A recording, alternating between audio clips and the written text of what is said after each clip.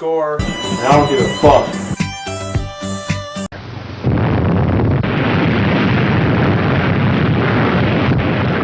What's up everyone, welcome to Gors Month of Horror number 4, and this time, like a couple of days ago, I am doing another double feature Grindhouse style review where I review 2 movies in one. And these 2 movies, at first glance, don't seem like they're similar at all, but when you think about it, they really aren't, but they do have one thing that is similar, and that is the killer wears a raincoat. And those 2 movies I'm talking about are ATM and The Tall Man. So you know what, let's get straight into it. I'm going to talk about ATM first. The story for ATM follows 2 co-workers played by Brian Garrity and Josh Peck. Yeah, that Josh Peck from Drake and Josh, and he's in a horror movie. That's kind of, I know, it's kind of weird if you watch Drake and Josh like I did. And those 2 are just buddies. They're co-workers. They're having a good time with other buddies, waiting until the ball drops because I think it's New Year's Eve or somewhere close to that. They're having a party for something. Maybe it's Christmas. I'm not sure. But they're having a good time, whatever. And then Josh Peck's way too drunk and he decides, you know what, I want to go home. So Brian Garrity decides, you know what, okay, I'll bring Josh Peck's dumbass home. And they start to go out, and then Brian Garrity realizes that this girl that he's really wanted to, you know, go out with is actually leaving work that same day. You know, she's quitting, and he decides, you know what, I'm going to try and get her to come with me. You know, I'll drive her home and maybe we can hit it off. And he succeeds, and there you go, he succeeds, and they're driving home, him, the girl, and Josh Peck in the back seat. And Josh Peck decides, you know what, I need to go get some money for whatever reason. Let's stop at this ATM cache or whatever the hell it's called, you know, this friggin' big, you know, this big building with a friggin', not big building, but a small building with 2 ATMs in it. I need to go get some money. So he decides to do that, and they're all in the ATM, and then boom, when they turn around, there's this guy in a raincoat staring at him, and they're all like, whoa, a guy in a raincoat staring at us? Let's just stay in here, because I've seen plenty of horror movies where this does not turn out well. Without this guy doing anything, these 2 dudes, and of course the female, get too scared to go out to their car because this guy has a raincoat on.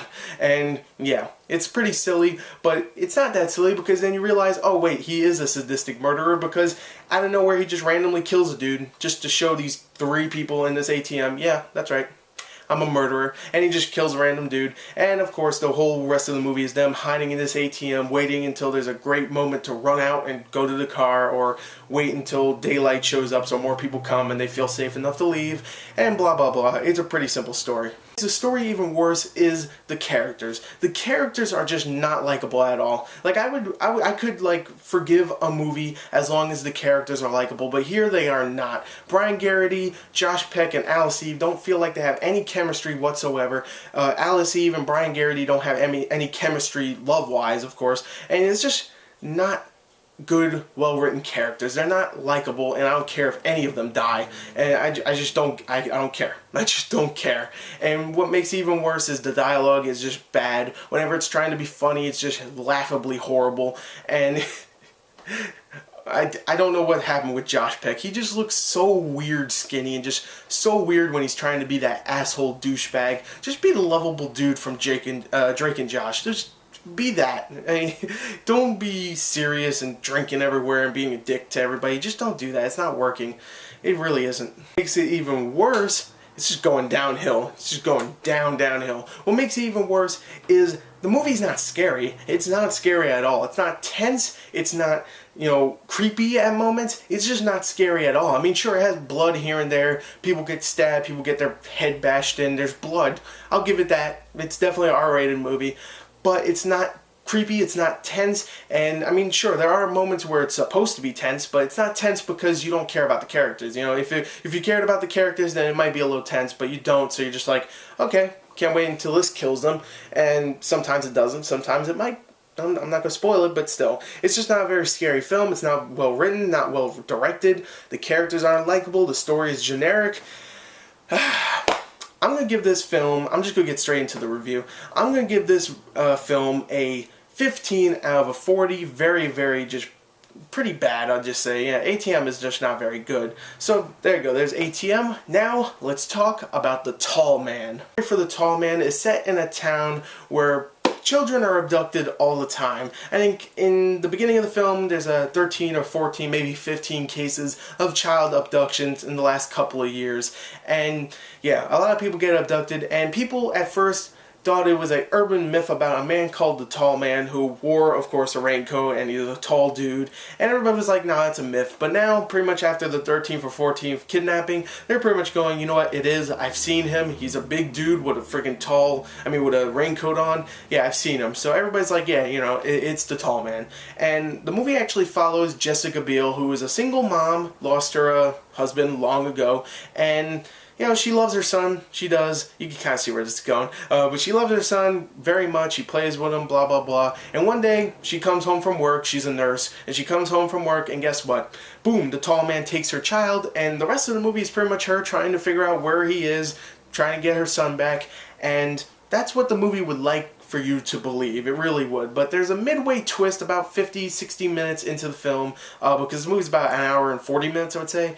It's about 50 or 60 minutes in where they show you a twist where it's like, wow, that was actually pretty good. I'll give you that, Tall Man. That's a pretty good twist. And it completely changes the movie. I did really like that twist. I have to say this. The first 20 or 30 minutes in this movie is extremely boring because really the whole beginning is following Jessica Biel's character, who, of course, is the single mom. And she's really good in the film. Don't get me wrong. She is great. She definitely leads the film very nicely. She is really good in the film, which is surprising to say because I don't think Jessica Biel is that great of an actress, but she's actually really damn good in this film, and she leads it perfectly. But to be honest, the first 20-30 minutes are, you know, obvious generic horror film, boring bullcrap with some character development which doesn't work at all. I don't really care for many of the characters besides Jessica Biel's character. And then the twist comes by, and then you're like, oh shit, okay, now it's picking up. And yeah, but for the first 20 or 30 minutes, it's an extremely boring film, I have to admit. It's really boring. I was losing interest quick. The acting, for the most part, is good. The supporting cast does a really good job, even though I didn't really care for the characters. I thought they did a good job. Jessica Biel did a great job. The story at first was really boring, but then it definitely picked up after that twist.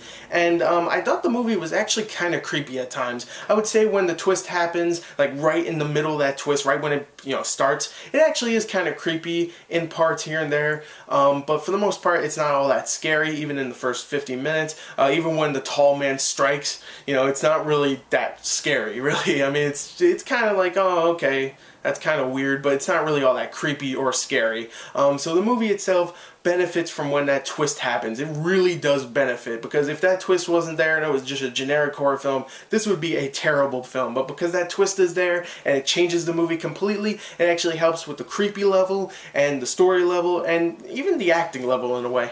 Oh Man is actually a pretty hard movie for me to review. On one side you have some good acting, on the other side you have some unmemorable characters. On the other side you have a horrible beginning and even a slow ending, I would say. And on the other side you have a damn good twist in the middle.